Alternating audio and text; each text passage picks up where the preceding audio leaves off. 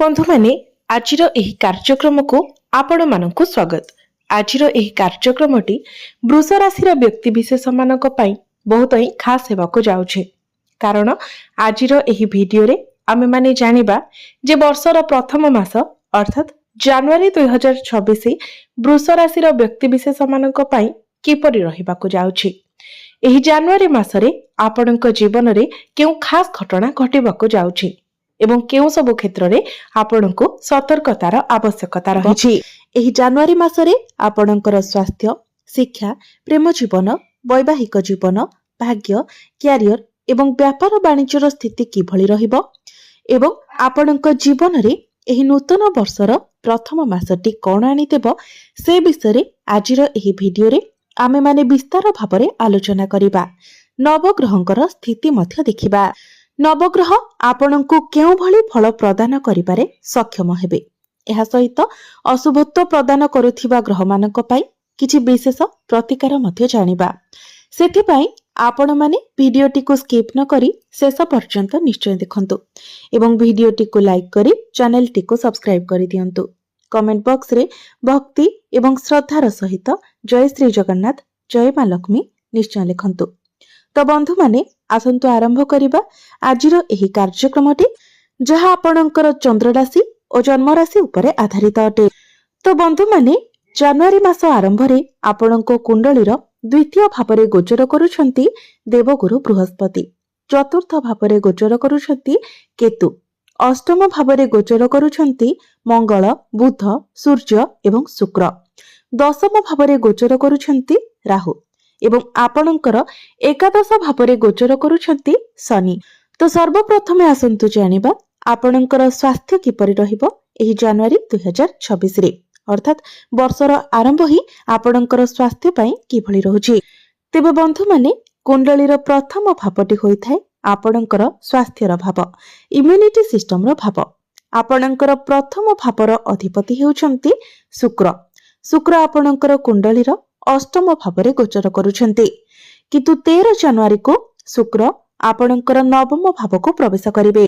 तेबे बंधु माने 13 जनवरी पूर्वरु आपणको आपणकर स्वास्थ्यर टिके विशेष जत्न नेबार अछि। कारण 13 जनवरी पूर्वरु आपणकर इम्युनिटी सिस्टम टिके डाउन रहि पारे, जहा फलरे ठंडा, काश, ज्वर एसब आपणको होई पारे। एलर्जी, इन्फेक्शन भली समस्या देखा देई पारे। किंतु 13 जनवरी परे आपणकर स्वास्थ्य रे आपण सुधार देखिबा को पाइबे। पूर्वरु आपणकर जहा भी स्वास्थ्य जनित समस्या थिला से सब आपणकर दूर होई जिवो। आपण निजको स्वास्थ्यवान अनुभव करिवे।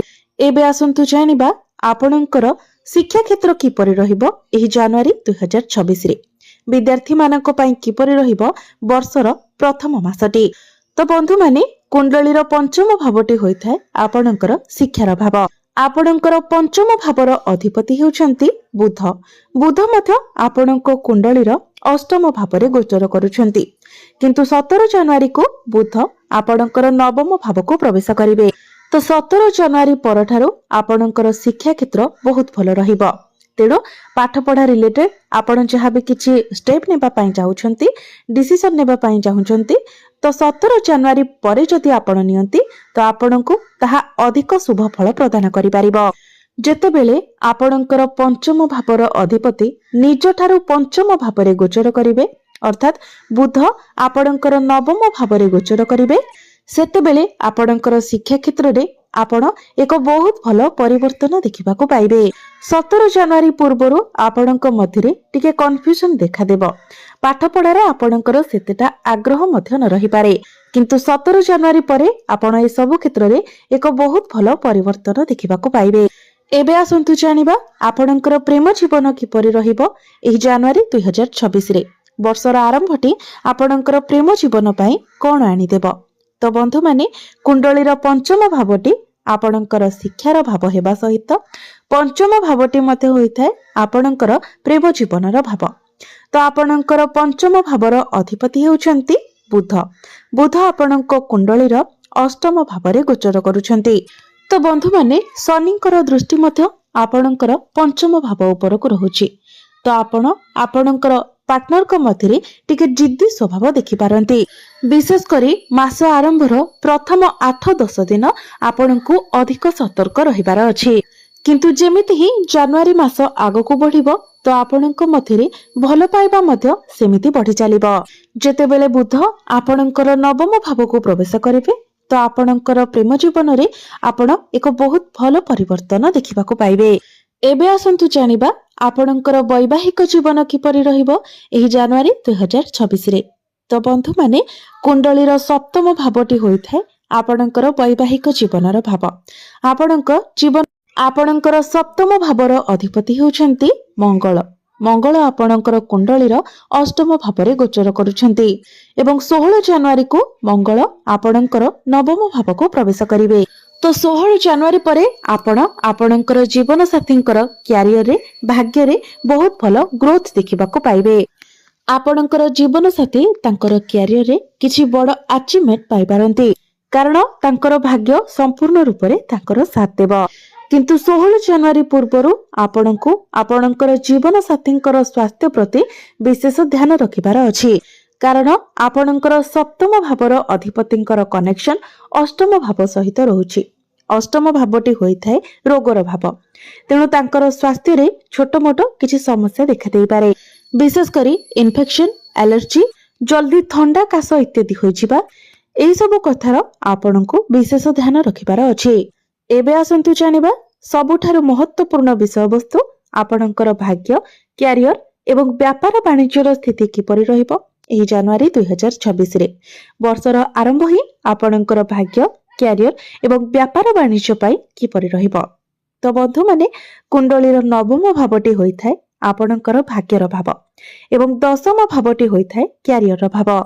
आपणकर नवम भावर अधिपति हेउछंती शनि। शनि आपणक कुंडलीर एकादश भावरे गोचर करुछंती, लाभ स्थान रे गोचर करुछंती। शनिंकर स्थिति एठारे बहुत भल रहुछि।